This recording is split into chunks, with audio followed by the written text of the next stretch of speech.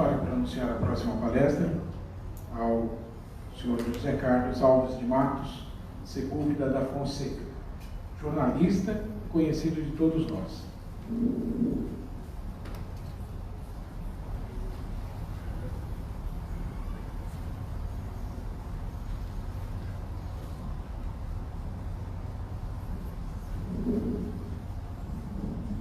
Alteza Imperial Real, Príncipe Dom Bertrand Jordano de Bragança, Príncipe Imperial do Brasil, Alteza Real Dom Antônio, Alteza Real Dom Gabriel, na pessoa dos três príncipes, todos os componentes da mesa, saúde todos os componentes da mesa. Para mim foi uma alegria especial ser antecedido pelas palavras do Dom Gabriel, a quem estimo muito especialmente e que é um exemplo particular nessa Rodrigo Livre. geração dos príncipes brasileiros. Eu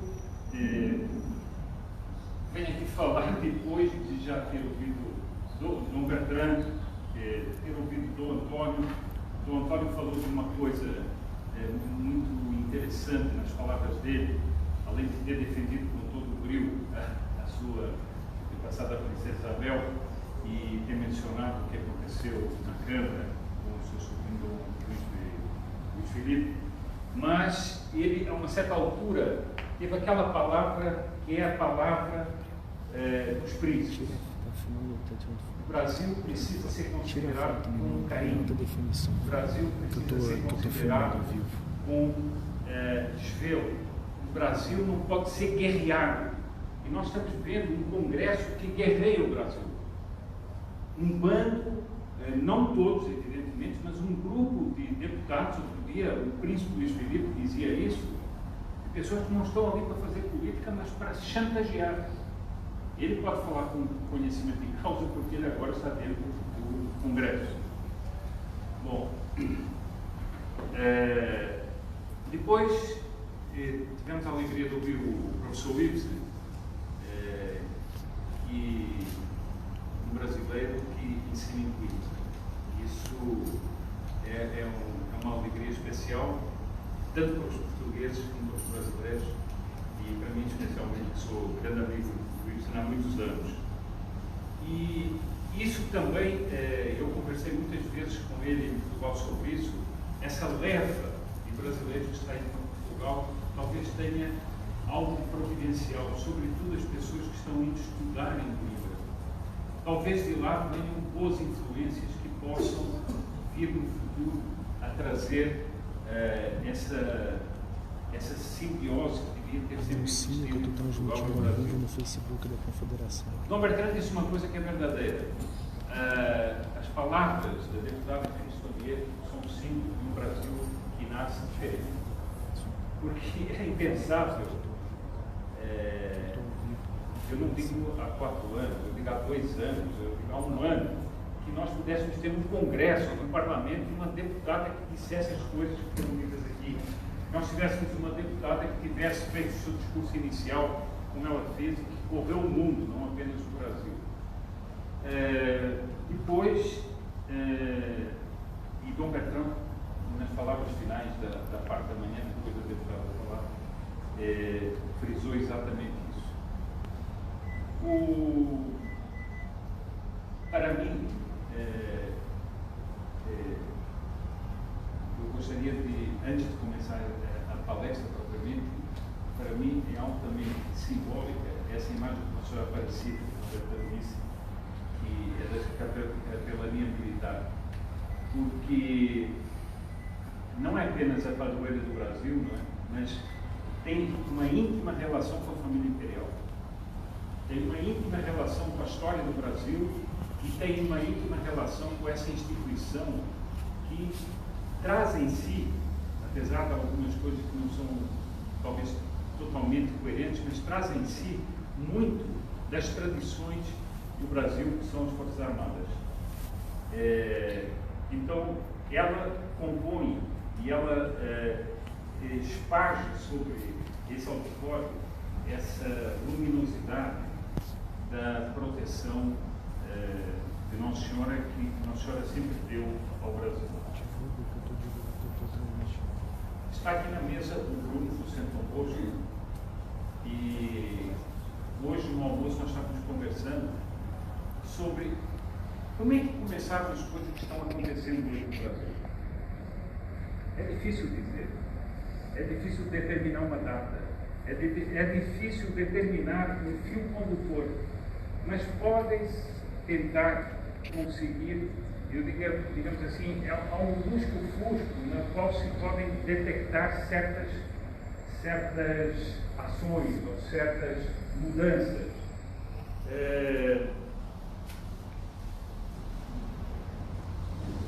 Todos nós, por exemplo, todos nós assistimos a pessoas que chegaram a militar na esquerda e que hoje se dizem contra a esquerda.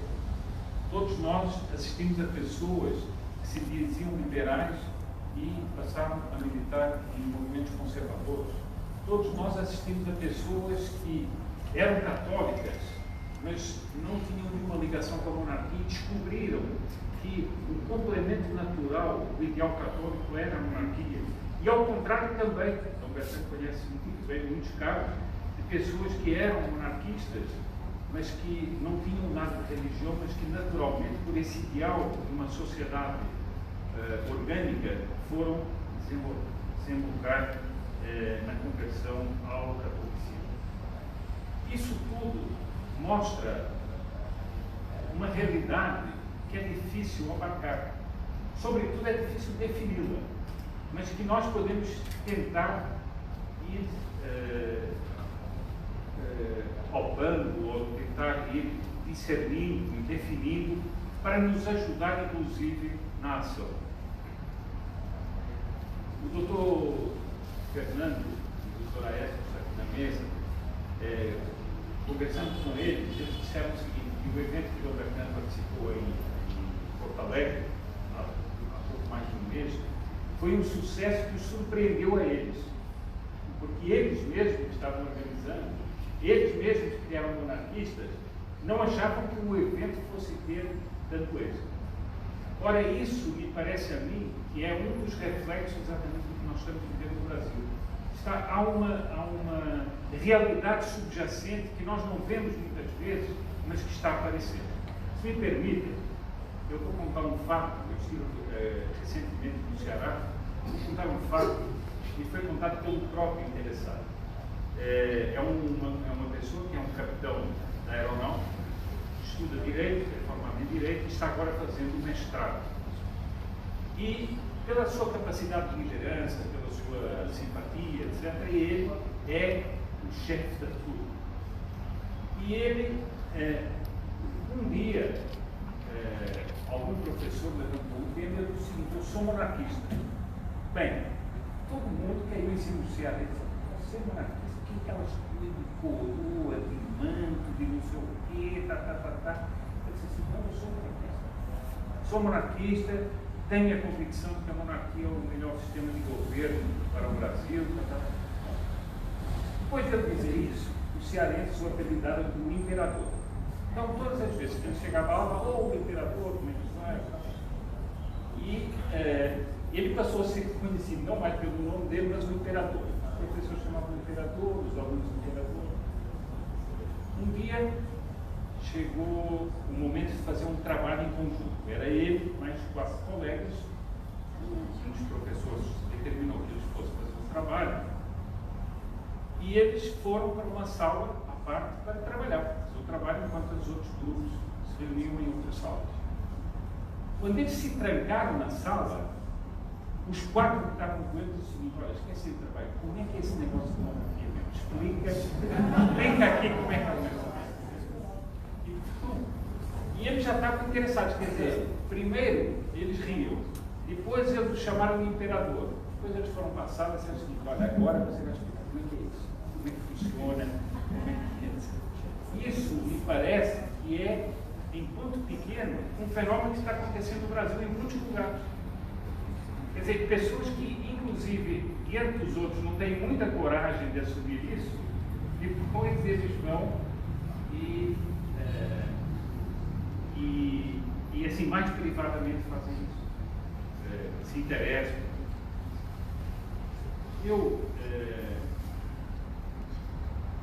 vez já usei aqui assim, rapidamente essa metáfora, mas vamos ter que usar mais sobre ela, porque inclusive é uma oportunidade de relembrar o saudoso príncipe Dom Pedro Luís. Certa feita eu estava em casa do Antônio, estava acompanhado por isso, estávamos em casa do Antônio em Petrópolis, e Dom Pedro Luís estava ali, e não sei porquê veio à baila o livro sobre a vida, sobre a aventura incrível do Lord Chesterton no início do século XX, quando ele vai tentar atravessar todo o continente antártico, passando pelo Polo. E eu me lembro que Dom Pedro Luís incentivava assim, leia esse livro é fantástico, ele é uma liderança, Lord Chesterton é uma liderança. E o livro realmente é fantástico, porque ele abre uma expedição para fazer essa travessia. Essa expedição fica pronta quando eclode a guerra, a Primeira Guerra Mundial. Ele se oferece ao governo britânico para não mais fazer a expedição, mas pôr a expedição dele ao serviço do esforço militar, mas o governo diz que ele faça a expedição. E eles vão com os Endurance e ficam presos no gelo.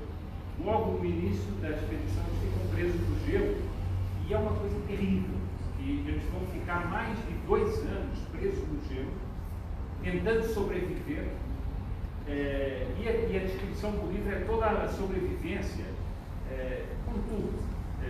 Por exemplo, o navio fica atrapado pelo gelo, né? E quando há movimentações do gelo, o gelo vai apertando o navio e o navio vai desaparecendo. E psicologicamente eles já não podiam fazer nada com aquele navio, mas psicologicamente eles estavam amarrados no mundo por aquele navio, né? Até que um dia o navio desaparece definitivamente e você não tem mais nada para se agarrar psicologicamente ao mundo. Bem, eles vão tentando caminhar, tentando se livrar do gelo. Tem cenas aterrorizantes, né? Quando aquelas imensas placas começam a partir e os pedaços chocam uns contra os outros e as águas se movem. E numa das tentativas que eles fazem para sair dali, eles veem grandes blocos, grandes icebergs, e pensam no seguinte: vamos subir para ali, vamos para os icebergs, porque aquilo é um colosso, uma massa colossal, e nós pelo menos podemos ficar ali tranquilos. E gera-se uma discussão entre eles. E o Chekhov disse: não façam isso, isso é uma loucura total. Porque aquela imensa massa é corroída por baixo pelas águas. E em um determinado momento, o ponto de equilíbrio do iceberg move-se e aquela imensa massa faz um movimento gigantesco e tudo que estiver em cima vai para baixo. E eu dizia exatamente o seguinte, que o Brasil estava passando por um fenômeno assim. Me parece que o Brasil passou por esse fenômeno. Um imenso iceberg virou. E as pessoas que dirigiam não conseguem mais entender o Brasil. Elas tentam fazer os jogos de sempre, mas não conseguem. Eu dou como exemplo, as manifestações do último dia 26 de maio.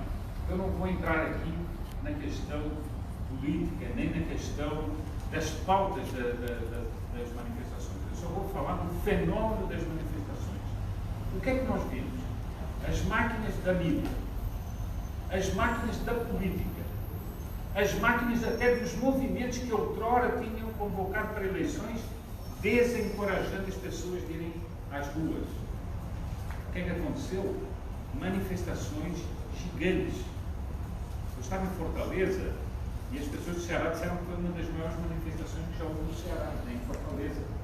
Então, o que é que ficou provado? Que ninguém consegue dar a volta nessas pessoas. Portanto, essas pessoas estão desamarradas de uma série de fios que eles amarravam. Elas não são mais conduzíveis.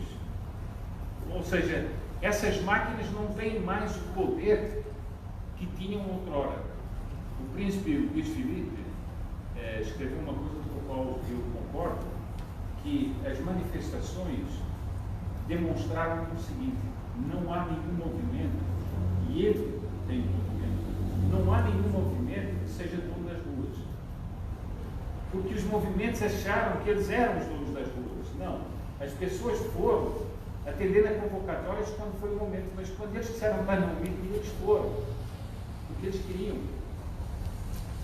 Ora, isso mostra que as máquinas oficiais estão diante de um dilema.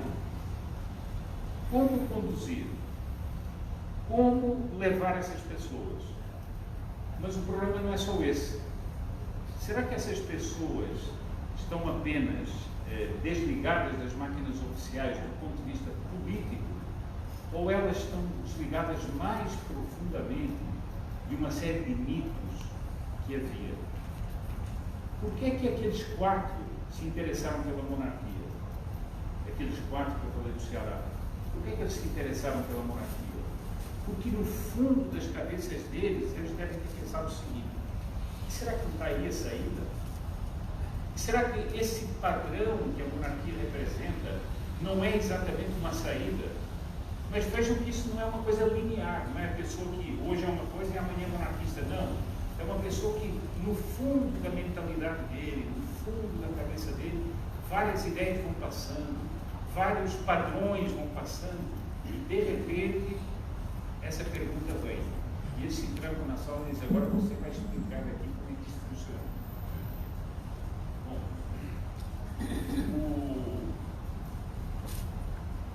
Eu me lembrei, eu sempre, quando faço as minhas palestras, eu gosto muito de pensar naquilo que observo, naquilo que, como eu viajo muito pelo Brasil, é muito interessante sair dos grandes centros.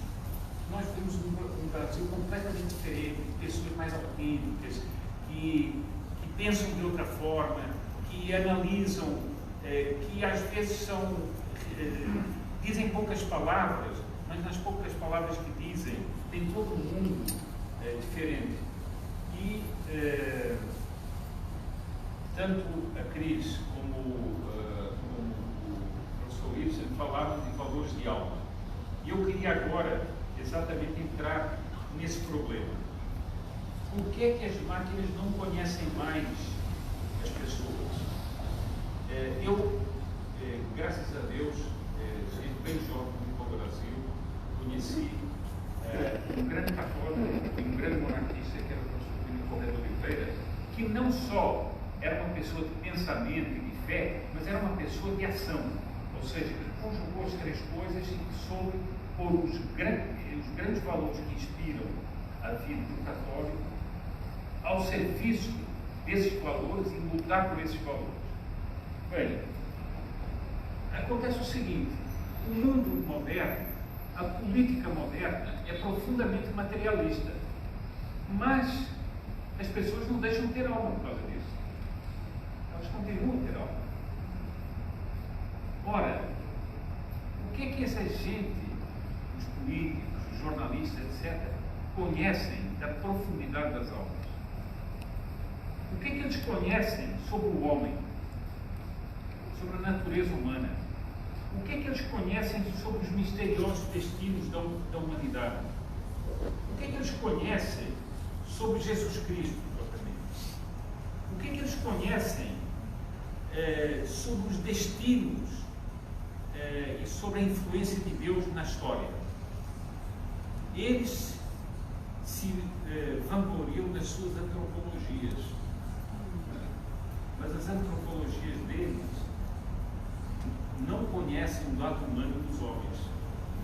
Eles conhecem apenas, digamos assim, o lado animal dos homens e não o lado humano.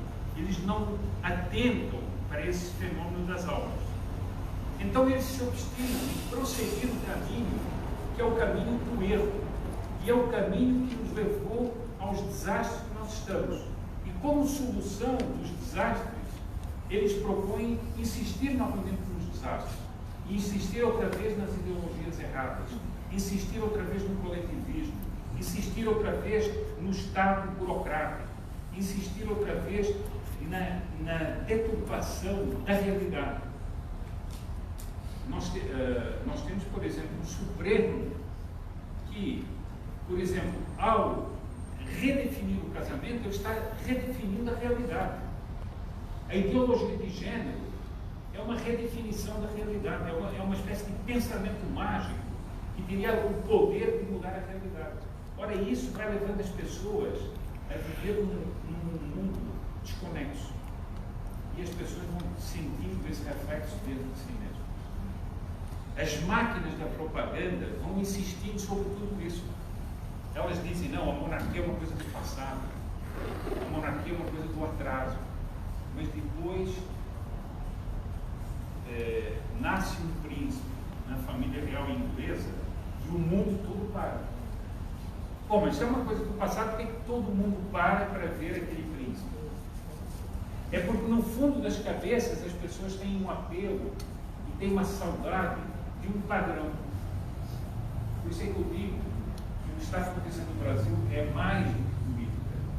É uma questão de mentalidade que está acontecendo no Brasil. Ou seja, são anseios psicológicos, anseios morais, anseios religiosos e outros valores que foram abandonados. E os políticos acham que com as malandragens, certos políticos acham que com as malandragens e precariedades de sempre, eles vão continuar a enganar as pessoas, só que isso está acabando. E isso é um fenômeno que está acontecendo pelo mundo, não apenas no Brasil, mas o Brasil de uma maneira muito forte. Há uma frase da Escritura que diz: se o Senhor não construir a cidade, em vão trabalharão os que querem edificá-la. E é o que nós vemos. O que é que nós estamos vendo? O Dom Antônio disse muito bem. Nós estamos vendo um mundo que devia representar o Brasil trabalhando contra ele, sabotando, chantageando. É isso que nós estamos vendo. E as pessoas não querem isso.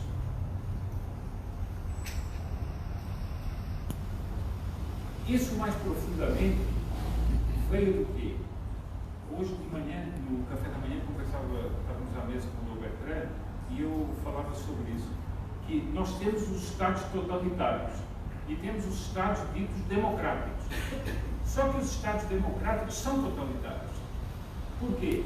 Porque eles fazem com que o Estado absorva todas as forças sociais. As forças sociais são comandadas pelo Estado. Que a administração pública que comanda as forças sociais. Por exemplo, nós estamos falando de universidades. O Ronald falava hoje no almoço sobre o caos que são as universidades hoje. Por quê? Porque elas são comandadas por uma máquina burocrática. Elas não são mais a expressão da cultura de um povo. Falamos de Coimbra. Aquela universidade foi a expressão do quê? De uma cultura que foi se aprimorando, não só em Portugal, mas em todos os povos europeus, e fez nascer uma instituição como a Universidade de Coimbra. Hoje não. Hoje nós temos máquinas profundamente burocratizadas, ideologizadas a serviço de um Estado dominador. Temos um Estado demiúrgico, superior e estranho à coletividade, e que lhe determina a existência e a moralidade. Vocês se deram conta do absurdo que é que o Estado vem a dizer se você deve comer sal ou não. Quer dizer, o que é isso? Agora o Estado é que vai determinar, não, você não coma sal. Faz mal. Não fume cigarros.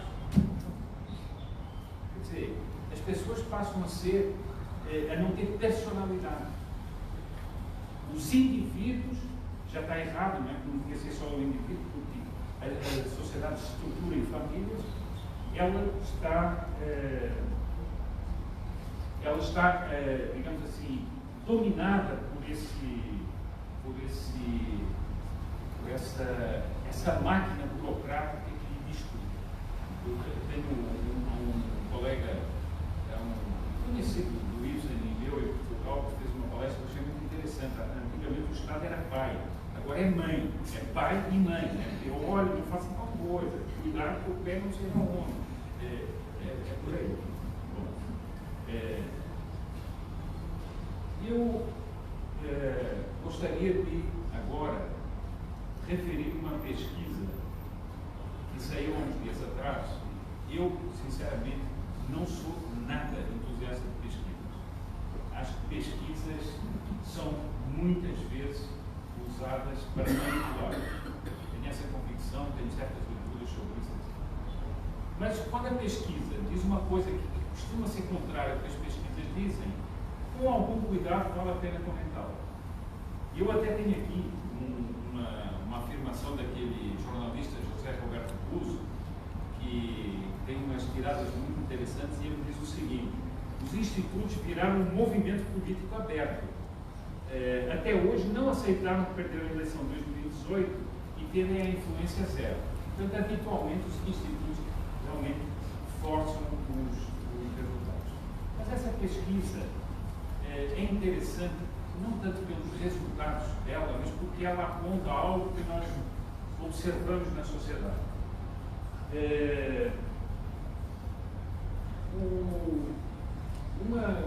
É uma pesquisa que é feita de 2 em 2 anos, coordenada pela Universidade de Vanderbilt, nos Estados Unidos, e que versa sobre condições das sociedades, as crenças políticas das sociedades na América do Sul.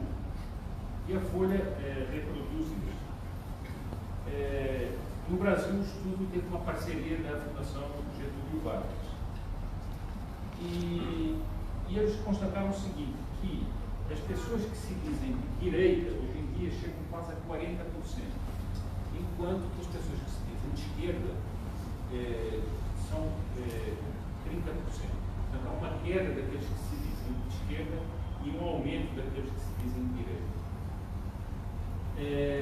Isso tem algo de muito interessante pelo seguinte: esquerda e direita é um conceito um tanto confuso. Para dizer a verdade, muitas vezes bastante confuso, até historicamente falando. Por exemplo, se nós formos à Segunda Guerra Mundial, à França, onde tem origem essa divisão da esquerda e direita, nós vemos direitistas que, por serem direitistas, apoiavam o Pétain e o colaboracionismo com o nazismo, e vemos direitistas que, por serem direitistas, apoiavam o De Gaulle e lutavam contra o nazismo. Então, ali houve realmente a confusão da questão da direita e da esquerda. Mas há um fio condutor na definição de esquerda e direita que esse sim não dá para apagar. E esse não é tanto uma definição circunstancial da política, mas é uma essência do que seria a esquerda e uma essência do que seria a direita. Essa essência é mais definida na esquerda, mas também se pode defini-la na direita. Ora, a esquerda tem na trilogia da Revolução Francesa e no ideal da Revolução Francesa, da liberdade, igualdade e fraternidade, uma fraternidade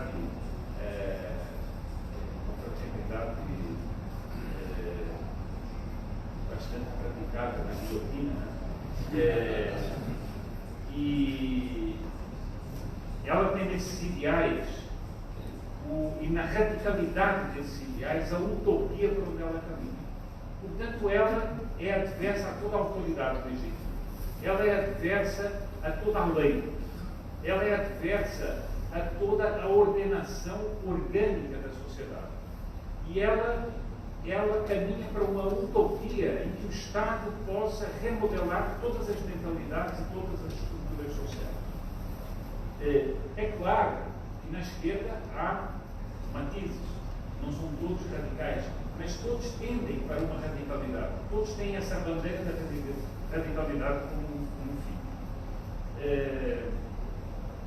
E é na igualdade absoluta que a esquerda vê a realização da sua utopia. Não pode haver desigualdades. Ora, a desigualdade é uma marca da natureza criada por Deus. Por exemplo, essa questão da ideologia de gênero é um grito selvagem pela igualdade, ou seja, não há homem e mulher, não há essa diferença. A pessoa é o que quer, ou seja, ela é o Deus de si mesma. Isso é um ideal anárquico do ponto de vista metafísico, ou seja, a negação da própria realidade.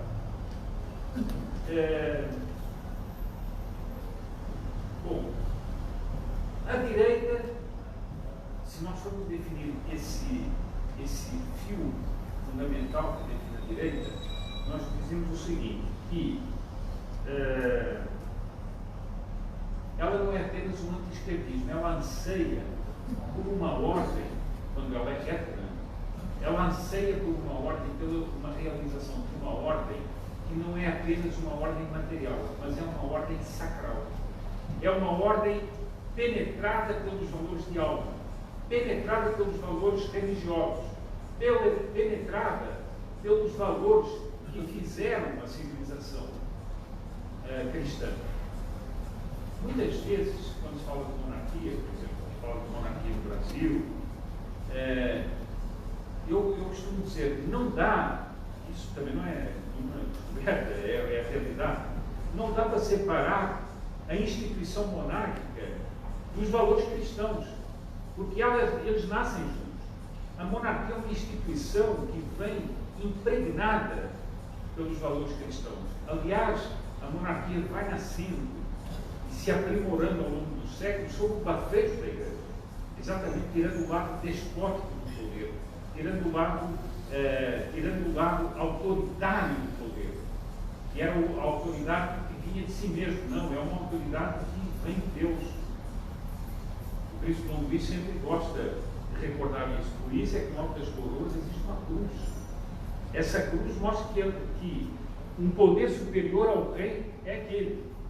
E também o juiz que irá julgar o rei está ali no alto da coroa. E a direita vê exatamente o quê?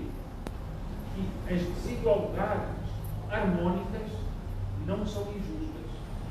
Por isso, ela admira os valores de uma família que está acima das outras. Não porque ela despreza as outras, mas porque essa família é uma destilação da sociedade. Ela foi destilada ao longo dos séculos pela sociedade e ela, como que encarnou em si as virtudes daquele povo. E as pessoas olham com admiração para a família imperial, para a família real, por quê? Porque veem nela o espelho supremo daquilo que elas mesmas são. É por isso que os ingleses, por exemplo, vão às ruas, não apenas quando nasce um príncipe, mas quando morre uma rainha, como morreu a rainha-mãe, eles saem às ruas por quê? Porque é o funeral daquela que era uma mãe para o seu povo, que teve atos heróicos, teve atos de dedicação, etc. Então, é uma pessoa da família.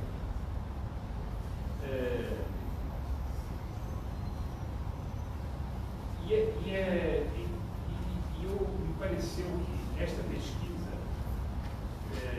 exatamente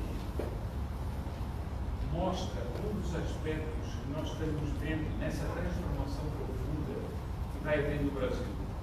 Quando os jovens saem às ruas com uma bandeira do Império, eles estão apenas pedindo uma mudança política, ou eles estão levando um símbolo de uma mudança moral, psicológica para o país. Afinal de contas, os príncipes são o quê? Eles são apenas a coroação de uma instituição que era muito mais ampla, que era a nobreza, que eram as elites autênticas de uma sociedade. E a Revolução Francesa vem quebrar isso aí. Ela não vem só quebrar, vem cortar as cabeças dessa gente na guilhotina. Ou seja, ela vem eliminar isso e vem fazer um sistema político totalmente artificial e que nós estamos vendo hoje em dia. Eu tenho a impressão que não é exagero que eu vou dizer que quando se lê São Tomás sobre as formas de governo, e ele fala da corrupção das formas de governo, ele diz que temos do governante único a tirania, não é? Como corrupção, dos governantes seria uma aristocracia, a corrupção delas seria uma oligarquia, e temos como corrupção da verdadeira democracia a demagogia. Ora, nós temos isso tudo instalado no país. Temos uma oligarquia mandando no país, temos uma demagogia mandando no país e temos uma tirania em muitos aspectos. Prestem só atenção às frases do ministro Roberto Barroso do Supremo Tribunal Federal, por exemplo, sobre a equiparação da homofobia ao racismo. O que é que ele diz? que eles, o Supremo Tribunal Federal, são os iluminados que devem guiar o povo. Quem lhes deu essa missão? Ele diz mais do que isso. O povo não sabe votar, porque o povo vota com emoção. Então os ministros do Supremo têm que voltar à razão do povo, e por isso eles fazem o contrário do que o povo quer. Eu acho uma definição de democracia espetacular. Todo mundo diz, não, a democracia, nós votamos. Pois é, o ministro Luiz Roberto Barroso diz isso. Está escrito, podem ler. Está escrito. Ora, isso mostra que nós temos traços de tirania no sistema político atual. Nós temos um traço de tirania, traços de oligarquia política. Por exemplo, eu sei que eu não vou fazer essa demagogia aqui e falar assim contra o foro privilegiado só porque é contra o foro privilegiado. Eu sei que tem raízes históricas, eu sei que tem raízes até sensatas, mas que ele se deturpou. Nós temos hoje uma oligarquia que está protegida por uma coisa chamada foro privilegiado.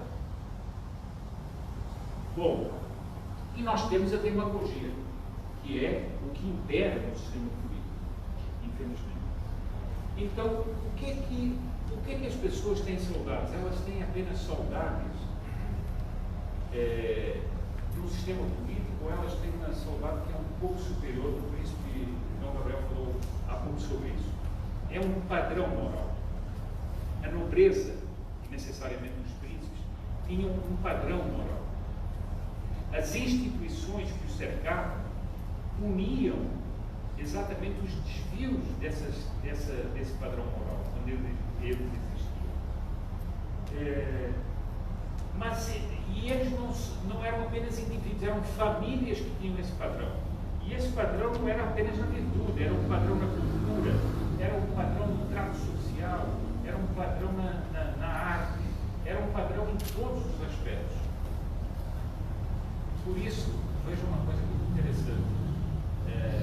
Nós estamos já há não sei quantos anos da Revolução Francesa, que eliminou nobrezas, que decapitou nobres, etc. Mas até hoje, quando alguém quer elogiar uma pessoa, se ele é um homem, diz, este é um verdadeiro cavalheiro. E quando é uma senhora, diz, esta é uma verdadeira dama. Valores que nasceram na essência das sociedades aristocráticas e monárquicas. Por quê? Porque eram padrões de excelência.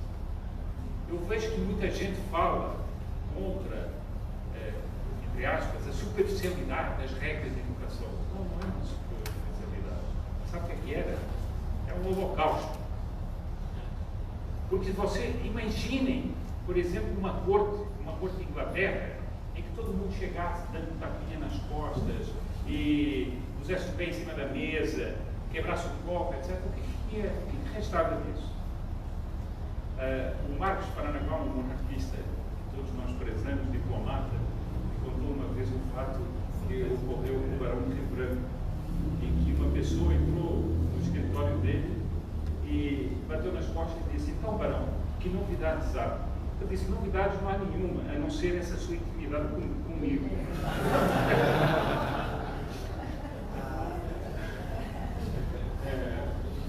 Bom, acontece o seguinte: toda a moral burguesa anti-aristocrática foi exatamente eliminar esses aspectos. Eliminar esses aspectos da vida, por quê? Porque é preciso ser cômodo, é preciso ser tranquilo, não fazer esforço. E esse lado do cavaleiro cristão e da dama cristã foram desaparecendo. E isso foi indo para onde? Para a política. Desculpem, eu vou dar aqui um exemplo, acho que todos viram essa fotografia. Quando o presidente da Câmara, Rodrigo Maia, e o presidente do Supremo Tribunal Federal vêm de um almoço, os dois de camiseta, os dois abraçados, passando parando um ao outro, para não sei que coisas teriam tomado. Bom, esses são dois representantes de dois poderes do Brasil. Tá? A pessoa não se sente representada naquilo. Ela não se sente representada. Ela se sente achincalhada. Ela, pessoalmente, não tem nada a ver com aquilo. Por quê? Porque os poderes não foram feitos para isso. poderes foram feitos para a excelência, os poderes foram feitos para a respeitabilidade.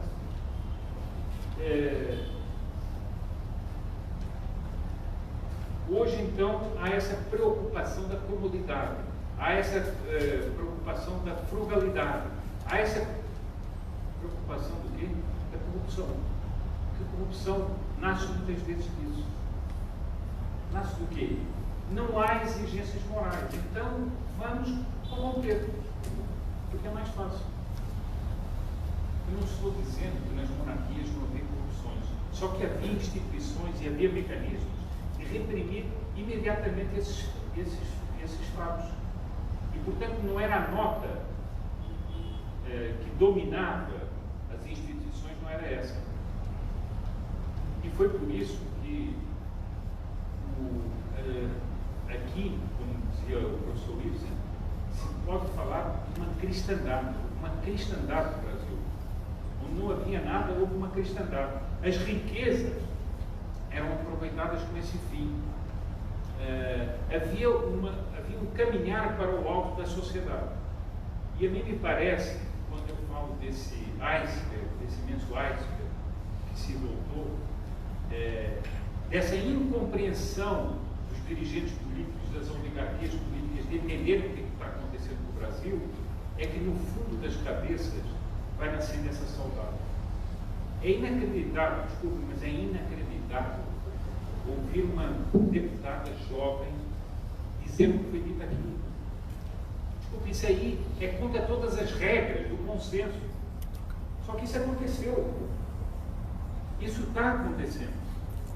Agora, é só ela? Não, foram os que votaram nela também, né? Porque alguém votou nela para que ela estivesse ali. Então, a mim, o que me parece o seguinte, nós estamos assistindo, talvez seja uma das coisas mais fascinantes que existem, é analisar as transformações dos povos. Assim como se pode analisar a transformação de uma pessoa, imagine alguém que tivesse vivido no tempo de Santo Agostinho e tivesse podido contemplar Santo Agostinho mudando. Ele e o homem que era o herege, que era o pecador, ia se transformando naquele luminar da igreja que ele foi. O que a pessoa, como é que seria fascinante ver Santo Agostinho se transformar assim? Os povos também podem ser transformados assim. Os povos, pelo influxo da graça de nosso Jesus Cristo, também podem ser transformados. E essa transformação, não há máquinas da propaganda que possam viver. E essas transformações são talvez as transformações que nós estamos assistindo. E por isso eu faço como últimas palavras, digo o seguinte: não tenhamos medo, nem respeito humano de mostrar os nossos ideais. Eles são mais atuais do que parecem. E façamos como o capitão lá de Fortaleza. Entremos na aula, sejamos ridicularizados no primeiro momento, depois sejamos chamados de imperadores e no fim sejamos chamados para explicar como é que esse negócio de monarquia, etc. Esse será o caminho, portanto, eu, assim, como últimas palavras, digo isso. Tenhamos coragem e já houve aqui, já passámos durante muitos anos achando que os nossos ideais nunca iriam triunfar. Eles estão triunfando, não apenas nas pessoas, mas nas ruas. E, portanto, não tenhamos medo dele e tenhamos orgulho. E o que está espelhado nessa bandeira é um ideal sacral do Brasil que triunfará e um dia essa será a bandeira do Brasil e a família imperial voltará aos destinos históricos que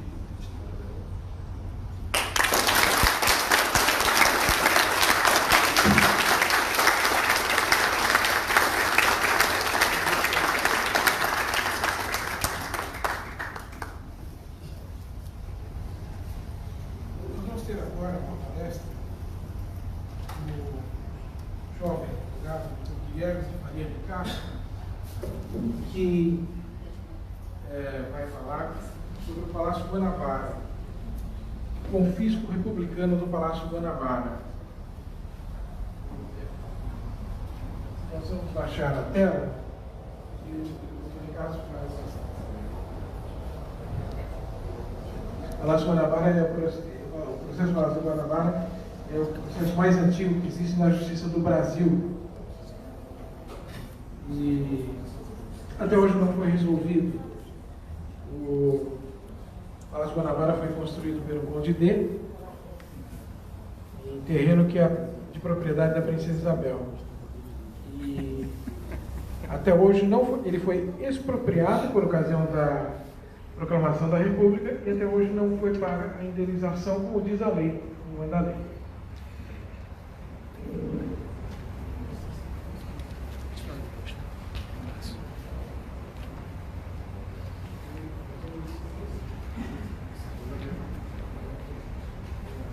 Então vou dar um minuto enquanto a apresentação carrega.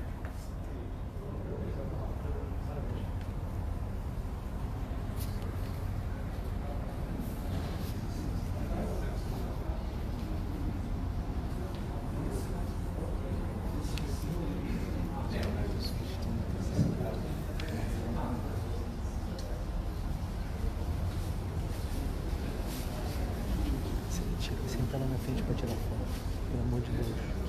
Senta lá na frente para tirar foto, em nome de Jesus.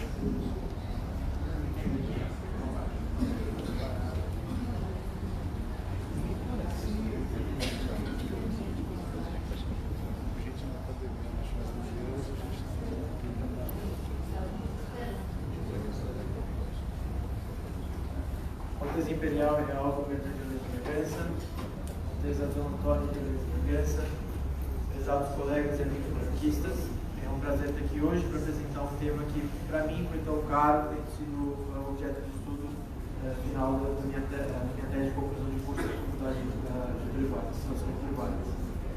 Eu não tenho tanto a eloquência dos palestrantes que já passaram por aqui hoje, incluindo o professor Ibsen, falou de cabeça, então por isso eu trago uma apresentação. Como dizem no PowerPoint, é mais uma base para mim do que para as pessoas que vão estar ouvindo e assistindo a palestra de hoje.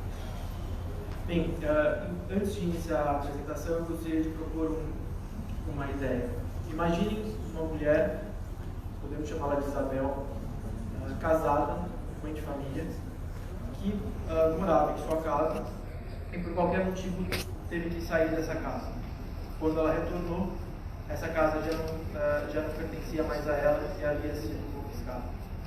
Agora imagine que essa casa tivesse sido objeto de uma política pública. Por exemplo, a mesma Isabel tivesse recebido ela de uma política pública de casa própria, por exemplo.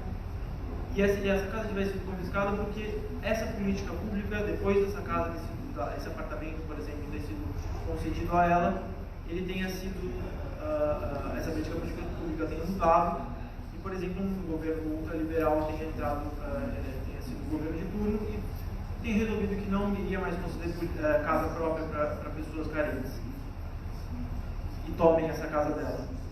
Eu acredito que isso é injusto. No caso, a Isabel pessoa e a Isabel beneficiária da política pública, elas são a mesma pessoa em uma só. E é exatamente essa questão que gira em torno do caso do Palácio Guanabara, que é o processo mais antigo em curso no país e que ainda não temos uma resolução. Então, eu começo a apresentação apresentando as duas Isabéis. Uma, a Isabel de Bragança, e a outra, a Princesa Imperial do Brasil. A Isabel de Bragança é ligada intrinsecamente ao direito privado, como uma condição natural, mãe, esposa de família, dona de casa e proprietária do terreno, do imóvel que foi localizado a quilômetros daqui. E a outra, a Princesa Isabel do direito público, uma condição política, como herdeira do trono e beneficiária de uma política pública. Nós podemos levar essa condição a uma segunda ideia.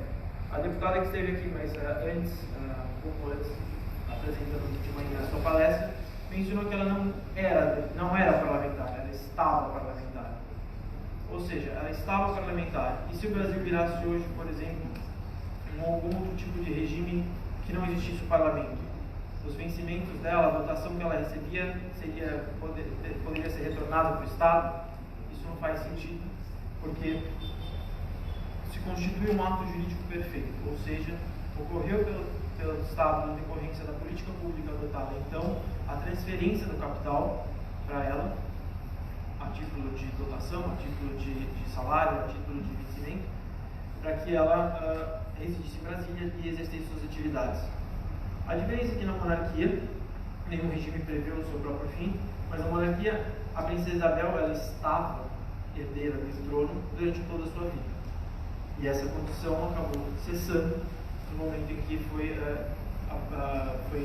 extinta a monarquia com o golpe de 15 de novembro.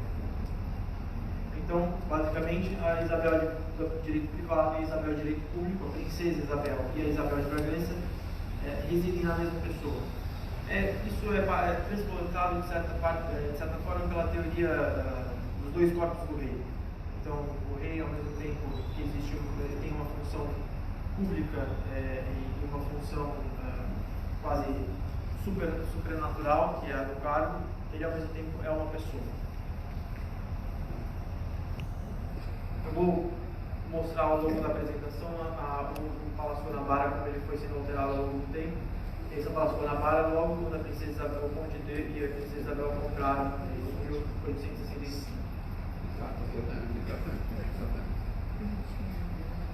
Bem, como a princesa Isabel era herdeira do trono, todo caso gira em torno de uma questão legal, uma sucessão de leis que regularam a compra, a dotação da princesa e a compra do palácio. A política pública de concessão do bem total para a princesa Isabel partia de um preceito constitucional, de um princípio, uma norma constitucional, do artigo 112 da Constituição Imperial de 1824, que dizia que cessariam os alimentos das princesas do Brasil no momento que elas se casassem e o Estado Imperial se comprometeria com a dotação delas.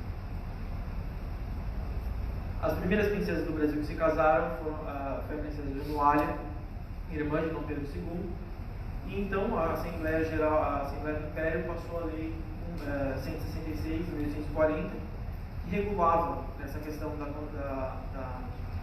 da dotação das princesas, e em um dos artigos, esse artigo 3º, condicionava a dotação das princesas, ou seja, o capital que ia ser concedido das princesas pelo bem total, como dote, a compra de uma habitação. Quando a princesa Dona Isabel casou em 1864, a Assembleia repassou uma segunda lei, reavivando os artigos da lei anterior, mas majorando o valor de 150 contos de réis para 300 contos de réis, decorrência da inflação da época, etc. Então, antes, isso, na verdade, conjunto à promulgação da lei 1217 de 1964, foi firmado um pacto antioficial entre a família de Orleans e o Estado Imperial, o Estado brasileiro, ou seja, esse pacto antioficial tinha força de tratado internacional, estabelecendo no seu artigo 8º e 20º essa dotação da princesa imperial, ou seja, basicamente aplicando os mesmos artigos, a mesma norma que estava prevista na lei anterior, e condicionando a sucessão desse patrimônio, ou seja, dessa propriedade, que seria o Palácio Guanabara, que ia se tornar o Palácio Guanabara, a condição do morgadio.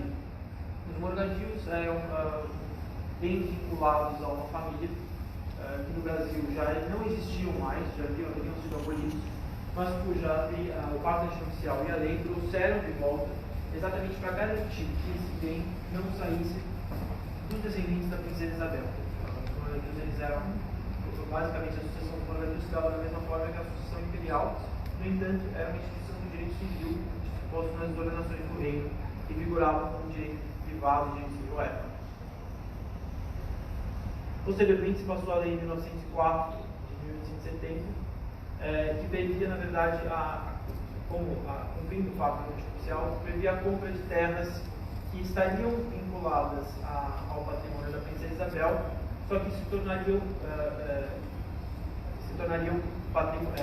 tratados como próprios nacionais nos ditames do pacto antioficial. Ou seja, o pacto antioficial, só lembrando, ele tratava a habitação da princesa como sua propriedade privada, pela sucessão dos morgadios, e com relação a essas terras, elas seriam tratadas como próprios nacionais, sem essa necessidade, sem essa condição de serem tratadas como como próprias nações. Se o Ronald Zicker que está aqui, se eu falhar em algum momento, ele também já estudou o caso, souber de alguma coisa que eu falhar nessa sucessão de leis, eu peço que me corrija.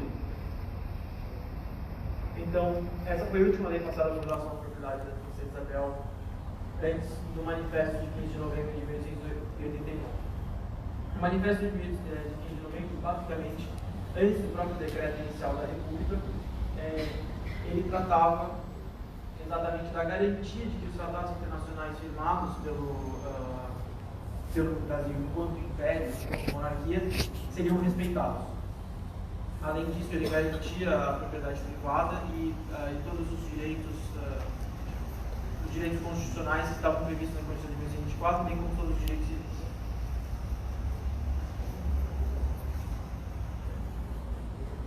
Como todos sabem, não tardou para a República, a recém-implantada República, retornar em alguns dos seus atos. Então, enquanto o Decreto 1, por exemplo, estabelecia que seria realizado um plebiscito sobre a forma de governo da monarquia, enquanto o manifesto garantia todos os direitos civis e todos os tratados internacionais privados, o Decreto 78A, que veio em dezembro de 1889, voltou atrás de todos esses aspectos, baniu a família imperial e, por consequência, em seu artigo 2, estabeleceu que o imperador Dom Pedro II não poderia ter bens de raiz, ou seja, aqueles bens, propriedades imóveis no país, e deveria alienar elas no prazo de 2 anos.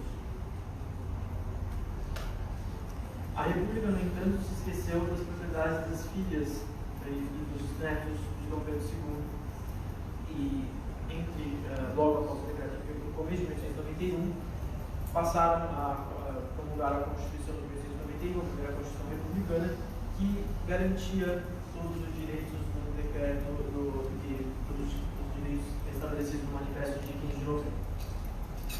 Então, ela, no meio desse período, editou o decreto 447 de 1891, que é o decreto de confisco, digamos entre aspas, do Palácio Guanabara e do Palácio Leopoldina, que pertencia aos herdeiros, era construído pelos herdeiros da Princesa Leopoldina, irmã da Princesa Isabel, a do Rodrigo de Sales.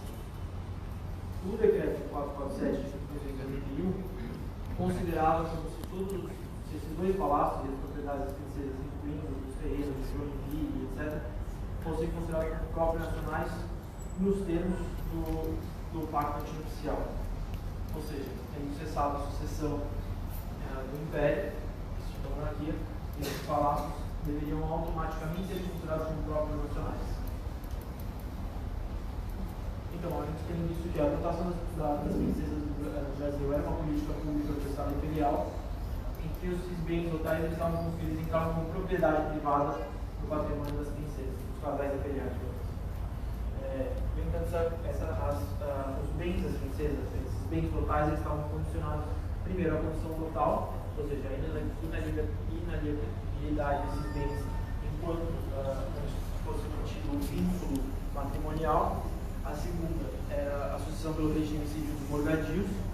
E a terceira a incorporação dos bens como próprio nacional, uma vez que estivesse extinta a sucessão pelo regime dos morgadios. E, na verdade, esse é o regime próprio de que o Estado é herdeiro de todas as heranças vacantes.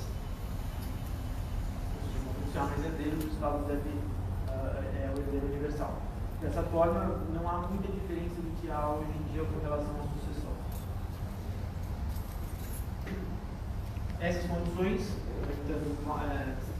mal interpretadas no sentido pior da palavra, mesmo que a transferência do bem tivesse sido um ato jurídico perfeito, fizeram com que o Estado republicano considerasse que o palácio tivesse sempre sido um bem como próprio nacional, ou seja, extinta a monarquia, eles já estavam não faziam parte da lista civil da família imperial, mas faziam parte da lista de bens próprios nacionais. Tem-se que o Estado interpreta dessa maneira e tem em vista o decreto anterior 78A que, de certa forma, confiscava, forçava a alienação dos bens do imperador e da família imperial, e as propriedades privadas da família localizadas na antiga corte, na nova capital federal, ela significava um risco para a consolidação da República, que levou, de certa forma, ao confisco e a alienação forçada desses bens. Um fato que hoje se tem pouca notícia dos leilões do Paço de São Cristóvão. Muitos bens foram vendidos a preços vis, houve inclusive quadros que foram cancelados, quadros foram jogados pela janela do Paço de São Cristóvão, peças foram destruídas, houve roubo de diversas coisas, diversos bens que nunca mais retornaram à família imperial. Digamos, a família imperial acumulou uma quantidade considerável de bens desde 1808 até 1889, que foram bens móveis que foram alienados e destruídos nessa época. Também tem-se o fato de que o Brasil, apesar disso não ser algo tão estudado hoje em dia, já se falou hoje que o Ministério da Educação, que a educação no Brasil é falha nesse sentido, se escolhe a ideologia que vai se estudar. Esquece de mencionar que o período pós-proclamação da República, proclamação entre aspas da República, ele foi um período turbulento, até pelo menos 1895, com diversas revoltas. O Senado recente afirmou que praticamente uma dezena de milhares de brasileiros foi morta em conflitos posteriores à proclamação da República para a consolidação desse regime. Ou seja, a história de que o Brasil teve uma proclamação da República, uma implantação republicana de forma tranquila e sutil, não é verdade. Bem, então, para não ficar tanto nesse juridiquês, eu vou apresentar o histórico do palácio. Esse é o palácio já em 1876, já feitas algumas reformas pela princesa Isabel.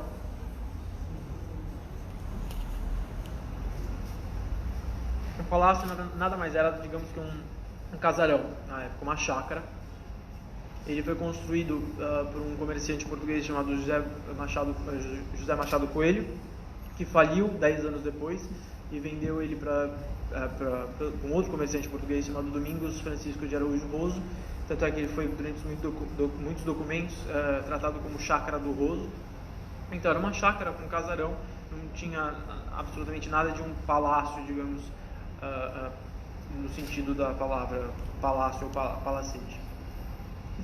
O Conde D, um ano após o casamento, adquire o bem, primeiro com os bens o patrimônio, o capital proveniente do dote, e ele pega uma quantia própria que ele tinha da família Orleans e compra para pagar o restante, o excedente, ele compra com seus próprios fundos o restante do palácio. Ainda, alguns anos depois, ele compra outros imóveis adjacentes. Se não me engano, o estádio do Fluminense era um desses terrenos, e o terreno da frente, e dá a feição definitiva ao Paço Isabel. Ou seja, por mais que se fale que o Palácio Isabel fosse comprado com patrimônio total, tem que se levar em conta que parte do capital que foi utilizado para comprar ele foi do bolso próprio do Conde D. Em 15 de novembro a gente tem o confisco desse bem, dos bens do imperador Dom Pedro II, o exílio da família, decorrentes do golpe. E, como eu já mencionado, em 1891 a gente tem a edição do Decreto 447 que efetua, de certa forma, que resulta no confisco do palácio e sua incorporação ao patrimônio nacional. O que ocorre nessa data é, editado o decreto, 3 dias depois, um representante do governo do Marechal Floriano Peixoto vai até a porta do palácio e entrega um aviso ao general Assans, que era o representante, o procurador do Conde D e da princesa Isabel aqui no Brasil, enquanto eles estavam no exílio, e o general Assans recusa entregar o palácio. Esse daqui já é uma sala do palácio em 1880, e aqui já com feições, digamos assim, próprias de um palácio mesmo, com um salão de baile em 1870.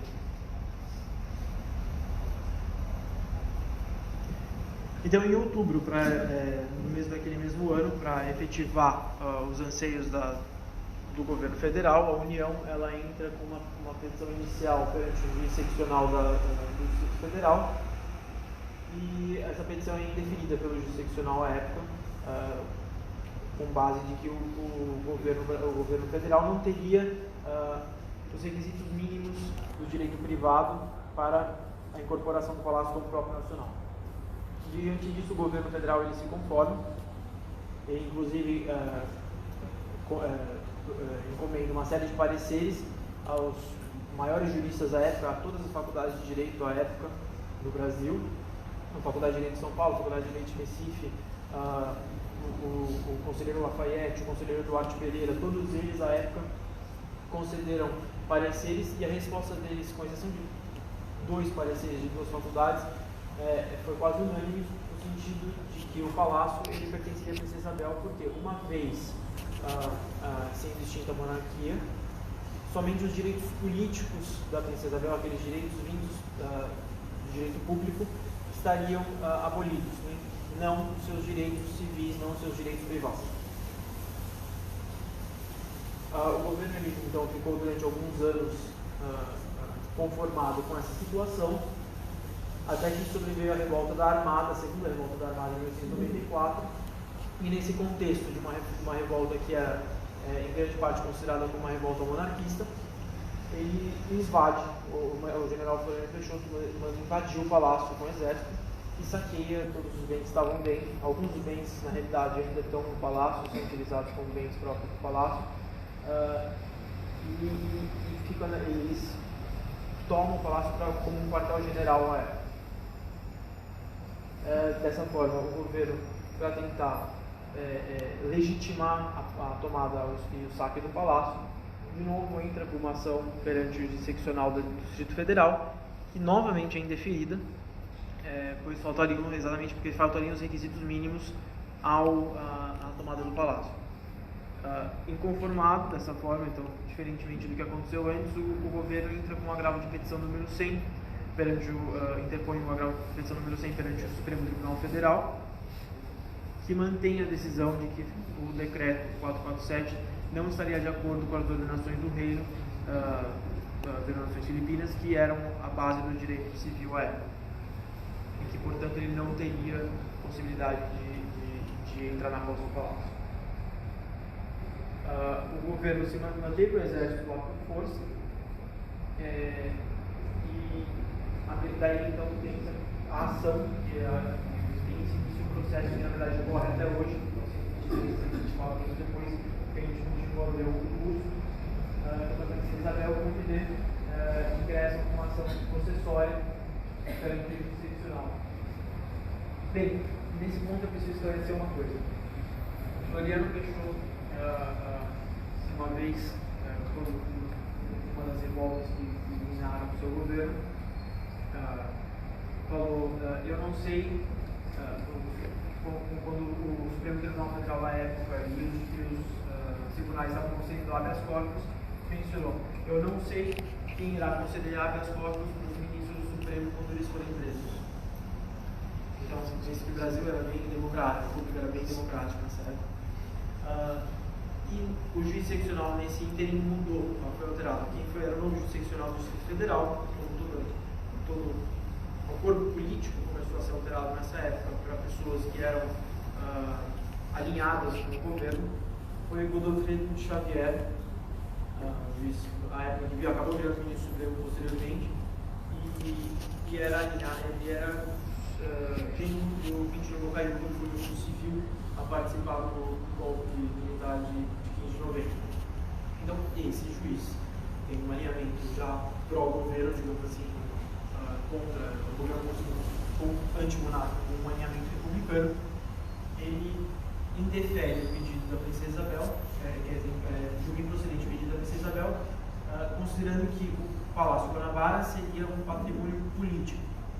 Bem, a ideia do patrimônio político ela não existe. É um patrimônio público, como seria, por exemplo, a época o Paço Imperial no centro do Rio de Janeiro aqui, ou patrimônio privado, propriedade privada. Não existe esse conceito, ele criou esse conceito de patrimônio político que decorreria da condição da Princesa Isabel como herdeira do trono. A família imperial recorre ao STF, então dessa forma o STF recebe os autos do processo, mas ele perde esses autos do processo por um período muito longo de tempo. Aqui, para receber o rei Carlos I, que no fim não veio porque foi assassinado no regicídio em 1908, o governo começou a fazer alterações à estrutura do palácio, que resultam hoje na feição que ele tem hoje. Para receber o rei de Portugal, o governo reformou o palácio para que ele tivesse uma residência condigna com uma comissão. Bem, em 1920, o decreto do banimento do confisco ele é revogado e tem o fim do exílio da família imperial, bem como o fim da necessidade de alienação dos bens da família. No entanto, isso nada alterou o andamento de qualquer processo. Para evitar a prescrição do processo da família imperial, em 1946 entrou com um protesto judicial para interromper a prescrição. Pense que o Código Civil, que sucedeu às ordenações do reino como direito privado vigente à época, é de 1917. Então, para evitar a prescrição, um ano antes da prescrição quinquentenária, com 30 anos, o príncipe Dom Pedro Henrique e os outros herdeiros da princesa Isabel entraram com esse pedido, esse protesto judicial de interrupção. Em 1955, diante da inércia e da falta dos autos originais do processo, a família imperial entra propõe uma ação reivindicatória, ou seja, a primeira processória, para tomar posse do palácio, a segunda reivindicatória para receber indenização propriamente dita, com relação ao palácio que já estava há tantos anos na mão do governo, já essa época ao governo de Guaraná. Só em 1964, o STF acha de novo os autos do processo. Então, ficou engavetado durante todos esses anos perdidos. Ou seja, 67 anos depois da petição inicial movida pela princesa Isabel, que o STF achou os autos que eles deveriam ter julgado ainda no século anterior. Dessa forma, o processo é remetido ao extinto TFE, para o julgamento de conjunto com uma ação reivindicatória. Em 1967, a ação é julgada como prescrita, pois já teria passado 30 anos, aí tem uma conclusão. Os 30 anos seriam desde a promulgação do Código Civil de 17, os seus 30 anos decorreriam desde a tomada do Palácio pelo governo federal. Tem essa discussão, e em 1967 o TFL, a primeira fase do Ministério Federal, julgou como prescritação. Se recorreu ao TFL e atestou ainda a ocorrência da prescrição, ou seja, se contou os 30 anos a partir do Código 17. Se alguém tiver alguma dúvida, pode levantar a mão, pode falar. É muito juridiquês, eu sei, mas a maioria dos que estão presentes aqui são advogados, pelo que parece. E ele remeteu ao juízo de origem, ou seja, na primeira vara do Distrito Federal. Essa decisão foi posteriormente reformada e o processo se manteve no TFL. Nesse meio tempo, para complicar a situação, o TFL foi extinto com a Constituição de 1988 e substituído por suas TRFs. O caso então foi remetido para o TRF2 aqui do Rio de Janeiro, que proferiu 2 acordos distintos e preteriu a ação processória na sua análise e negou o provimento a ela. Em 2000, depois de recursos com relação à decisão em vários, o TFR reconheceu o erro no processo, mas manteve a decisão e com novos embargos que foram oferecidos em 2018, manteve a decisão novamente em 2018, ou seja, nesse prazo tem quase 20 anos que o processo ficou para ser julgado, esses embargos. Depois desses últimos embargos de 2008, a família imperial ofereceu um recurso especial ao STJ, competentemente um recurso especial ao STJ e um recurso extraordinário do Tribunal Federal. Então a gente tem o panorama do caso hoje em dia. Esse já é o Palácio Guanabara atualmente, palco de grandes acontecimentos de corrupção no estado do Rio de Janeiro. Não pode se falar que o ex-governador do estado, independentemente da opinião política qualquer um, tenha sido preso aí, mas quase foi. A gente tem um panorama geral do caso que tem hoje, por isso, e um panorama de por que ele demora 123 anos para ser julgado no primeiro recurso especial. Então, isso é tudo muito recente. Em dezembro agora, dia 6 de dezembro, o STJ julgou os dois recursos extraordinários e negou o provimento aos dois, considerando que a família somente teria posse do palácio enquanto a monarquia era vigente no país, e que com sua extinção ela teria somente o direito de habitar esse imóvel, exatamente por causa da condição de habitação do Pacto Antinupcial de 1864 e nas leis que citavam a palavra habitação por essa mera decisão, mas que a propriedade, então, a propriedade do imóvel sempre teria sido do Estado, ou seja, o imóvel teria sido próprio nacional e concedido o direito real de habitação à princesa Isabel e ao cônjuge dele.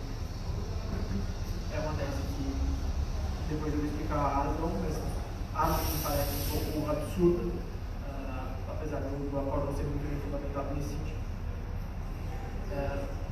Muito recentemente, agora em março, quando foi publicada a decisão, foram oferecidos embargos de declaração ao Superior Tribunal de Justiça, apontando os eventuais erros, omissões e vícios do julgamento. Agora, no dia 20 de maio, foram julgados esses embargos, que considerou que não haviam quaisquer vícios a serem sanados desses acordos. Com relação ao recurso extraordinário, eu falo posteriormente. Então, a gente tem um ponto controvertido desse acordo, que é o passo a passo, digamos, dos erros e contradições que eu encontro, que eu evidencio no processo. Então, o primeiro dele era com relação à situação dominial do Palácio em 15 de novembro de 1889. Como já tratei anteriormente, se tratava de mera posse ou propriedade. A ideia era de que o Palácio não foi transferido à princesa Isabel. Primeiro, ocorreu uma transferência no capital pelo bem total, à princesa Isabel, que é o cônjuge dele, condicionada à compra de uma habitação do palácio. O que acontece? Hoje em dia é uma figura um pouco arcaica no direito à questão do bem total, já não existe mais o Código Civil de 2002, mas no dote, esse patrimônio que era transferido ao casal, e não a uma pessoa, só era o marido que recebeu o dote. O marido recebeu o dote como administrador dos bens totais, mas não necessariamente ele era o proprietário, pertencia ao casal. E o dote era uma garantia para a esposa. Então, esse bem era transferido ao casal como uma garantia à esposa, numa época em que as mulheres ainda não trabalhavam e eventualmente, se acontecesse alguma coisa, o marido, por exemplo, fosse uma pessoa que tivesse eventual esforço do patrimônio, ela teria essa garantia desse patrimônio, esses bens que estariam vinculados, se pertenceriam a ela. E então, o dote geralmente era condicionado, em alguns casos, à compra de certas coisas. O dote da princesa Isabel, por exemplo, tinha uma outra condição que não foi citada aqui, que era em relação ao enxoval da princesa. Ela teria uma parte do capital, foi concedido a título de dote para a compra de enxoval. A gente não vê o governo republicano querendo confiscar o enxoval da princesa. Além disso, já tem aquilo que foi mencionado. Primeiro, tem uma escritura, a lavratura de escritura pública de compra do palácio, assinada pelo cônjuge dele, ou seja, não teve participação do Estado na compra do palácio. O dinheiro veio do palácio. Ou seja, é aquela mesma questão que eu trouxe antes.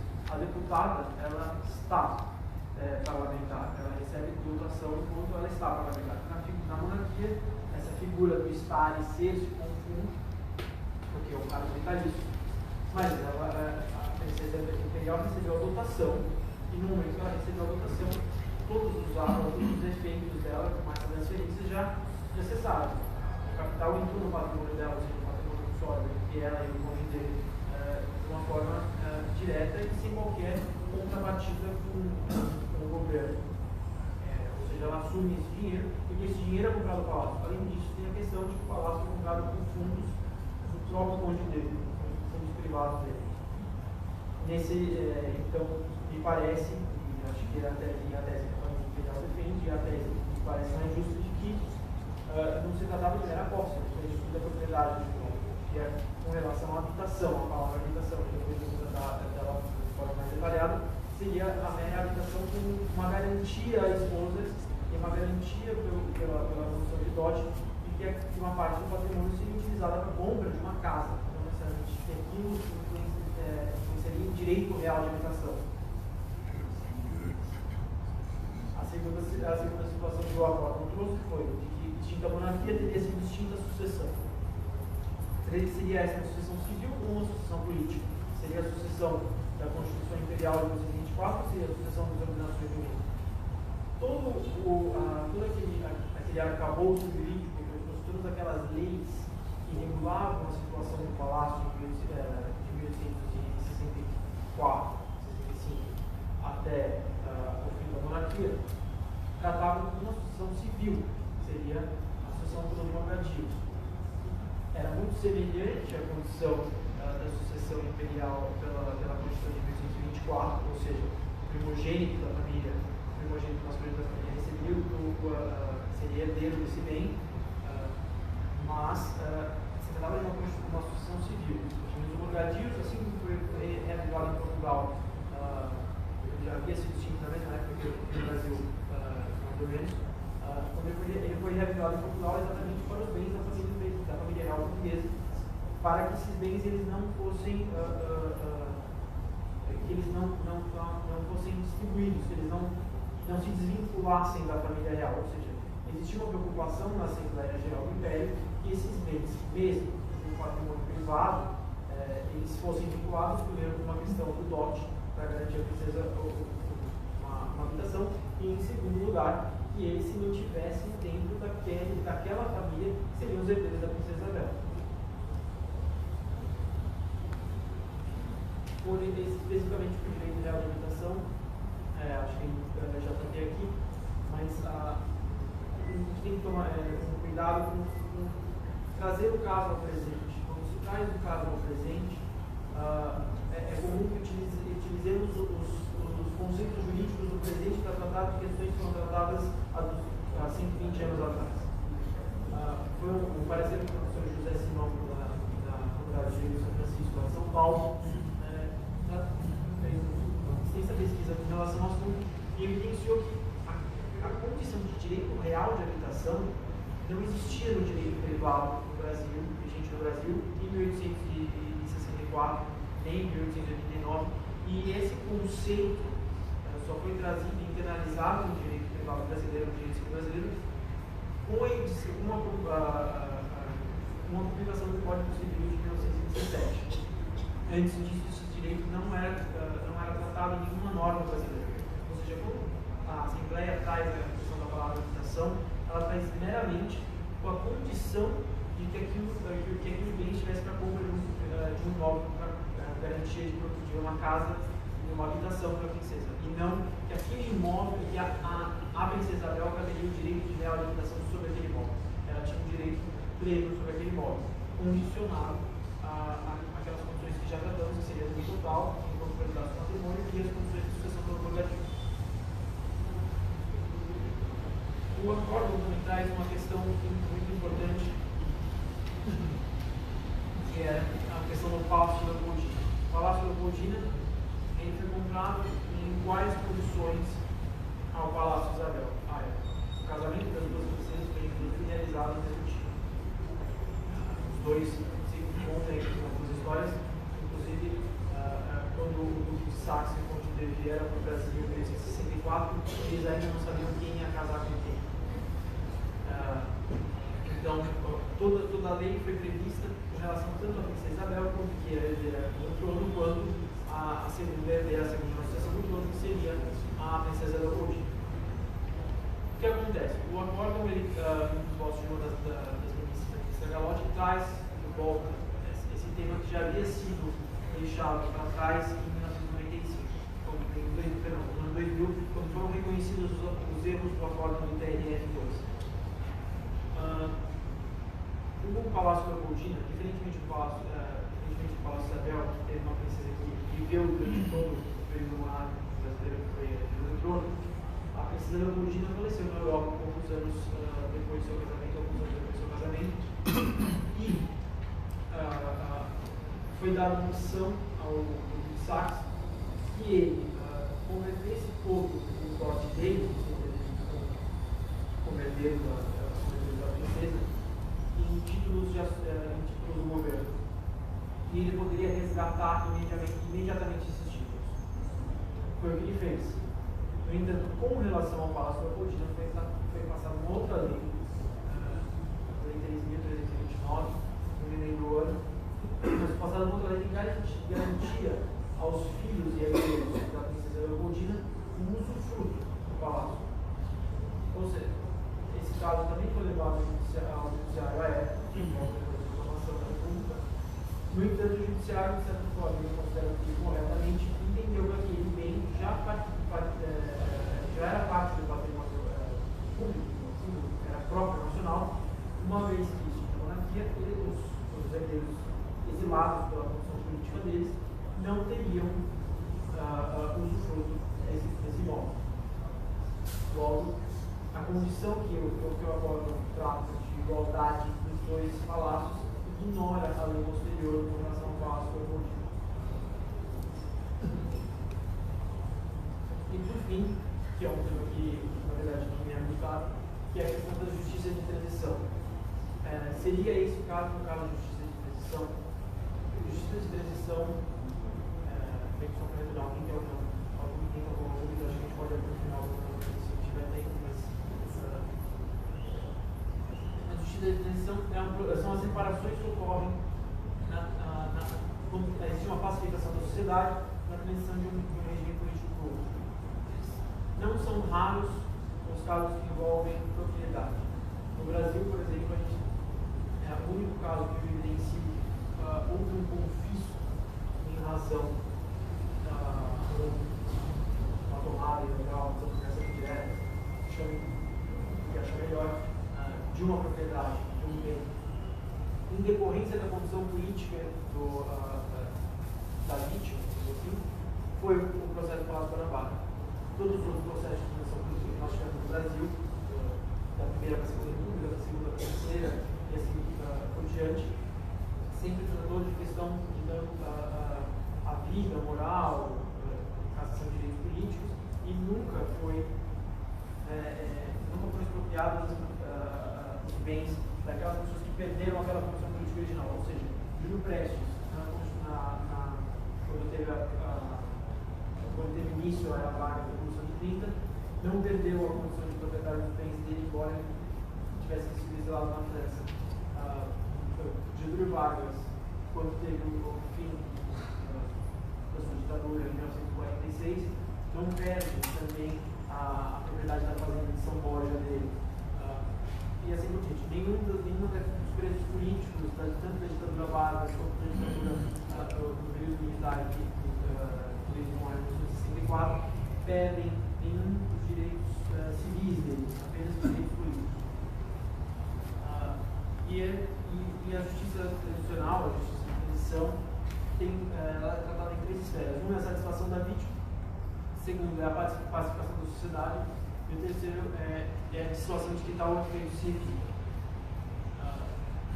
O caso do Palácio Guanabara, quando você trata de questão de justiça de transição, você geralmente trata de grupos grandes de pessoas. Por exemplo, quando você tem na Europa a queda do regime nazista e a entrada do regime comunista em muitos desses lugares, quando você tem a queda da cortina de ferro em 1990, você tem um processo de justiça de transição que visa reparar tanto os judeus que tiveram a perda de suas propriedades, quanto aqueles industriais e proprietários no geral tiveram suas propriedades tomadas pelos regimes socialistas e comunistas que vigeram durante 30, 40 anos nesses territórios.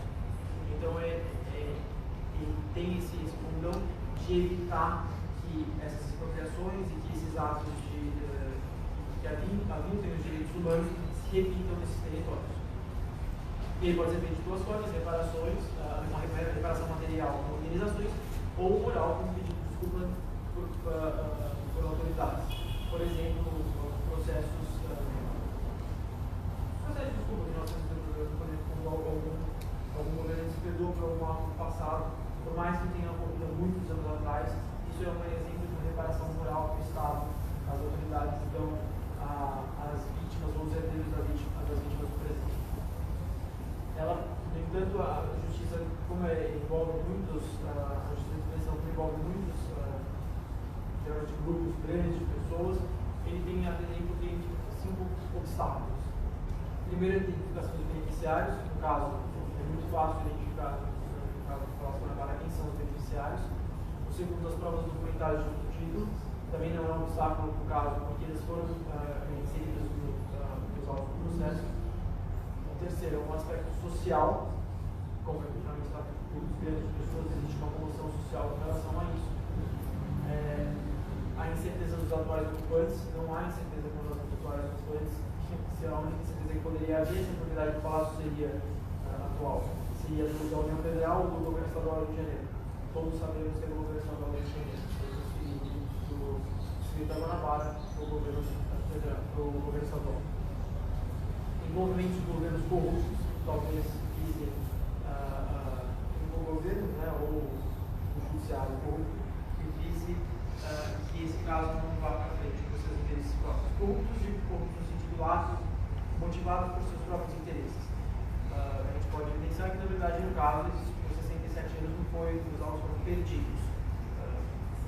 Houve um desinteresse de julgar esse caso.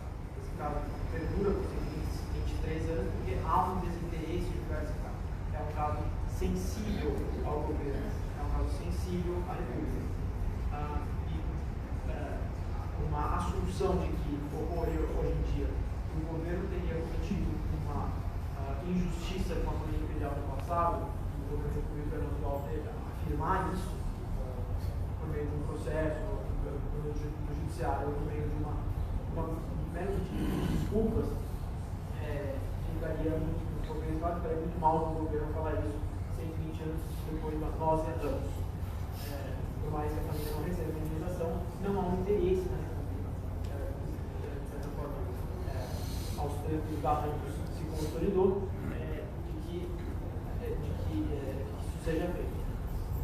E o sexto ponto, também é aqui, é uma análise temporal retroativa, como, por exemplo, eu mencionei no caso dos judeus, exemplificativo esse caso, dos judeus que foram expropriados pelos nazistas, e depois todos os proprietários desses países foram expropriados pelo comunismo, saber, quando há transferência dessa propriedade para outras pessoas, para terceiras, quartas, quintas pessoas, quem são os detentores, fazer uma análise retroativa. No fim das contas, essa análise, em algum momento, na justiça é preciso colocar um marco temporal.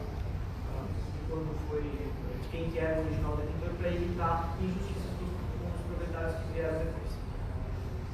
O landmark, no caso, seja um caso marcante, um precedente que é notável, um caso muito semelhante ao caso da família imperial do Brasil, é o caso conhecido da Grécia contra a República Grega, que foi julgado na Corte Europeia de Direitos Humanos em 2000. Nesse caso acontece o seguinte: a família imperial grega ela é exilada, no período ditatorial, ela se manteve durante algum período como uma família imperial em exílio, e depois transformaram o país em uma república propriamente dita. E quando transformam o país em uma república, eles, long story short, eles tomam todas as propriedades da família, florestas, os arqueológicos da família, 3 palácios, uma vasta propriedade que era propriedade privada deles, documentada, etc. Eles, primeiro, o judiciário grego criou todos os tipos de entraves da família real grega para tentar realizar essas propriedades dentro do judiciário nacional deles, o judiciário fato deles. Primeiro, porque a família imperial grega não tem um sobrenome. Então, para ingressar no judiciário grego teria que ser assinado com um sobrenome. Em segundo lugar, eles não poderiam assinar o rei Constantino, o ex-rei Constantino, não poderia assinar Constantino da Grécia, porque ficaria num título na qual ele não teria mais. Ou seja, ele não poderia assinar ex-rei, não poderia assinar rei da Grécia, não poderia assinar nada. Ou seja, todos os pedidos de ingresso no judiciário grego eram inadmitidos. Eram inadmitidos de face, porque ele estaria em desacordo com a legislação grega para ingresso no judiciário. Isso foi superado muitos anos depois, No entanto, quando se exauriu todos os recursos dentro do Judiciário grego, eles recorreram à Corte Europeia de Direitos Humanos e venceram. Então, em 2000, a Corte Europeia de Direitos Humanos julgou em favor do rei Constantino e de suas irmãs para reaver as propriedades, para serem indenizados pelas propriedades. A Corte considerou que o retorno, retornar as propriedades para eles, representaria, como eu mencionei, uma comoção social muito grande, porque representaria que a República Grega teria errado e não seria de interesse para a República Grega manter a família real grega com suas propriedades em território republicano. Então, a alternativa, e foi que é considerado nesses casos, seria a indenização dos bens, que eles receberam 2 anos depois do julgamento. Então, eu evidenciei alguns próximos passos que poderão ser tomados no processo. Primeiro, a justiça extraordinária que eu mencionei. Primeiro, foi inadmitido por falta de condições de admissibilidade pelo TRF2, mas se interpôs agravo do instrumento ao STF e depois em 2009 e encaminhou os autos ao Tribunal de Origem para aguardar a decisão final com relação à matéria do recurso especial que foi usado agora no STJ. Ou seja, o recurso está trancado, engavetado, esperando o momento. E a segunda, em paralelo à Corte Europeia de Direitos Humanos, seria a Corte Interamericana de Direitos Humanos, cuja convenção com relação ao direito de propriedade é muito semelhante, o texto é muito semelhante, que foi internalizado pelo governo brasileiro no decreto 678 de 1992. Então, exatamente no caso de tratar de direitos humanos que foram feridos por uma motivação política, eles teriam respaldo. Além disso, a Corte Interamericana tem jurisdição quando estiverem esgotados os recursos no Judiciário Nacional, como no caso grego, ou quando demonstrar que se demora injustificada no julgamento do processo. Acho que 123 anos no processo mais antigo do Brasil é mais do que uma demora injustificada no julgamento. Bem, a pedido de Novelli, trazendo com relação a outras propriedades da família imperial, para evidenciar realmente aquela questão da condição do que era a propriedade da família e o que não era a propriedade da família. Primeiro era o Paço de São Cristóvão. O Paço de São Cristóvão, apesar de ter sido, ele foi uma doação em 1817 ao príncipe Dom João VI, um comerciante de Rio de Janeiro, um comerciante de barris naturalizado português aqui do Rio de Janeiro, muito rico, que cedeu esse palácio para Dom João VI. Acontece que em 1817, alguns anos depois, em razão de algumas reformas do palácio, essa doação aconteceu novamente. Em contrapartida, as reformas que ocorreram no palácio, Dom João VI passou esse bem aos bens da coroa. Ou seja, já naquela época, antes da Constituição de 1924, já havia uma distinção do que era a propriedade do monarca como pessoa e o que era a propriedade da coroa, ou seja, o cargo que ele exercia. Ele passa esse bem para a coroa portuguesa, assim como, por exemplo, a fazenda de São Santa Cruz, que pertencia à coroa portuguesa e não ao monarca como pessoa. Quando se tem a proclamação da República, o golpe da unidade de 15 de novembro, esse palácio é considerado como próprio nacional e a família nunca questionou isso. E, como a gente vai tratar depois, os bens móveis que estavam dentro deles, e como a gente já mencionou, pertenciam à família. Em Petrópolis, a questão de Petrópolis, o palácio, ele sempre foi propriedade da família imperial, ele se manteve como propriedade da família imperial e ele, depois, na volta da família, ele foi alugado, inclusive, enquanto a princesa Isabel estava residindo, primeiro por escola, depois o Paulo, quando aconteceu que ele foi alugado 2 vezes, incluindo os móveis que estavam dentro. Ou seja, sempre foi tratado como uma propriedade privada da família imperial e nunca esse fato foi questionado. Por mais que tivesse um decreto forçoso que forçava a eliminação dos bens de raiz da família imperial, nunca foi questionado pelo governo federal. Tipo assim, o governo federal esqueceu o Petrópolis. Com relação à questão do Aldeia, que é recebido pela companhia imobiliária Petrópolis como sucessora do secretariado da Baronia da Casa Imperial, isso também nunca foi objeto de contestação pelo governo federal, pelo governo republicano, na condição de propriedade. E sim, questionamento em relação ao ambiental livre como instituição do direito civil. Com relação aos bens móveis, especialmente aqueles que estavam na fazenda da Santa Cruz, no Paço São Cristóvão e no Paço Imperial, essa imagem é uma homenagem real de bens móveis da família imperial, se mantiveram no Paço São Cristóvão. Todos eles foram leiloados, a maioria deles foram leiloados. Dom Pedro II pediu que os seus bens móveis fossem encaminhados para eles no exílio, para a Europa. O peso total dos bens era 15 toneladas, coleção de artes, documentos.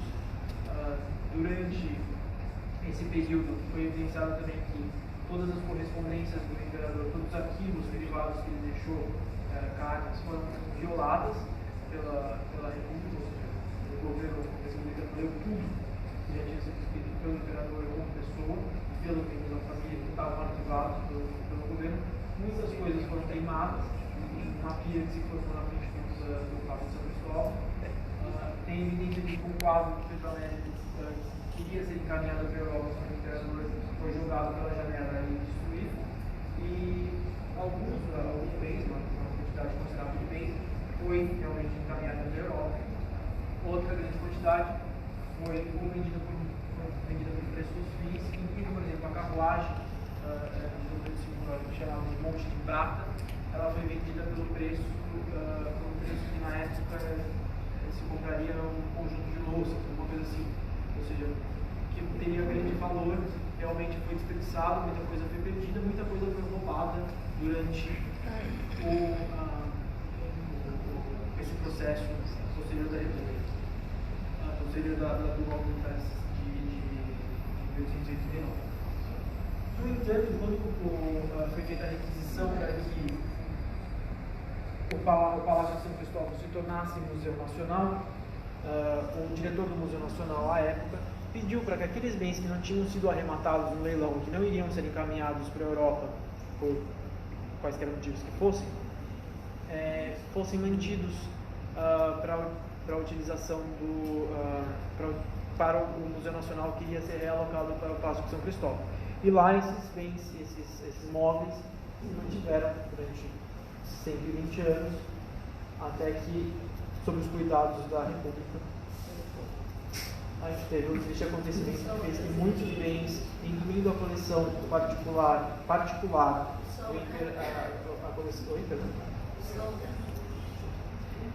não vamos fazer a política para não gerar nenhum tipo de confusão, mas alguns bens que foram a coleção egípcia particular do imperador, que foi acumulado, como eu mencionei, durante 80 anos que a família governou no país, reinou no país. Todos esses bens culturais, obras de arte, peças históricas foram doadas por governos estrangeiros. Muita coisa foi doada pelo imperador ainda em vida para o Museu Nacional. A biblioteca particular do imperador foi doada quando começou a ter discussões de a quem pertenceria a biblioteca imperial nos anos posteriores à proclamação da República. Ele doou a biblioteca dele, e a maioria desses bens que foram mantidos dentro do Museu Nacional, que antes localizado no Campo de Santana e foi realocado para o Palácio de São Cristóvão, depois que foi realizada a Assembleia Constituinte de 1891, foram perdidos neste acontecimento que ocorreu no ano passado. Senhor, encerro aqui minha exposição. Agradeço a paciência por todo esse juridiquês que eu tratei. Como eu disse, eu não tenho eloquência dos que me precederam, mas se alguém tiver alguma dúvida ou quiser algum esclarecimento com relação ao caso.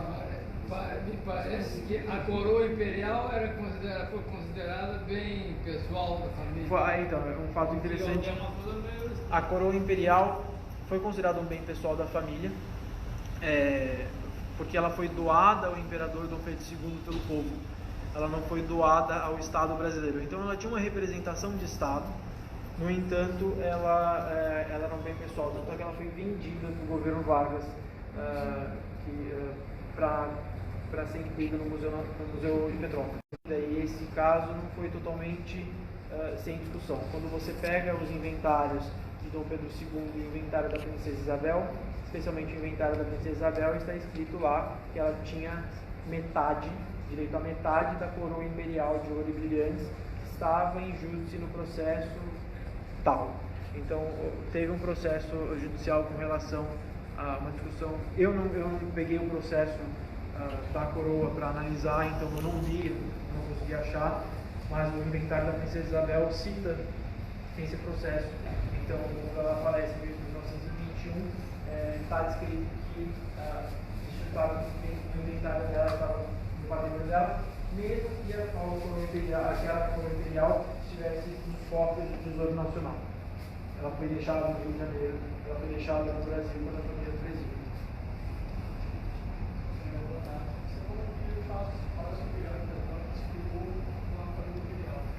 Hoje ele foi conseguido.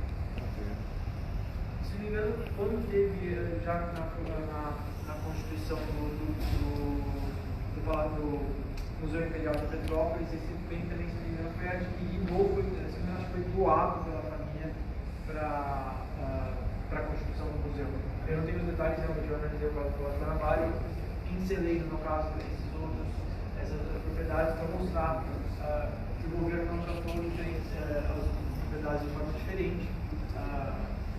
Que a propriedade privada, em teoria, teve uma propriedade privada depois que foi revogado o decreto de 1920 e com a revogação em 1920 do decreto do banimento, mas as propriedades que eram consideradas próprias nacionais sempre foram consideradas próprias nacionais e nunca foram questionadas pela família como próprias nacionais. O Palácio Imperial de Petrópolis foi comprado pelo governo da República em 37, 39 para fazer um museu imperial com aval de Dom Pedro de Alcântara e de Dom Pedro Henrique. Tá? Ele foi comprado pelo governo republicano, passou para o governo federal e depois passou para o governo estadual ou vice-versa. Então, está aí a resposta. Ele provavelmente tem mais propriedade do lado que eu. Não, eu somente eu só sei desse assunto.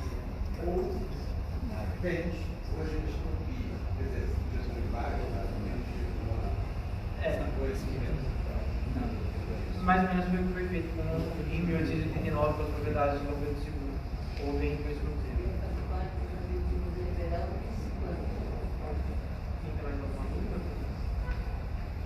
Eu já estou.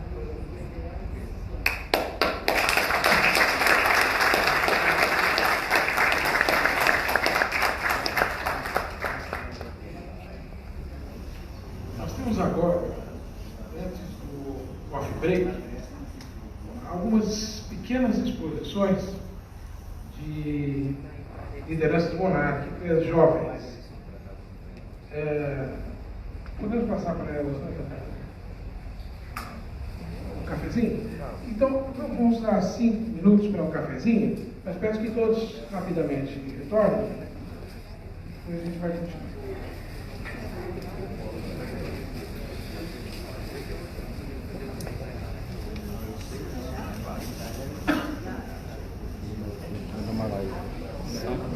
E aí, pessoal, olha só, meu amigo Gabriel, tá? A gente está gravando um conteúdo para vocês. Por enquanto eu vou encerrar essa live, porque a gente precisa carregar o celular. E depois a gente volta, né, Gabriel? Voltamos daqui a pouco. Um grande abraço aí para todo mundo.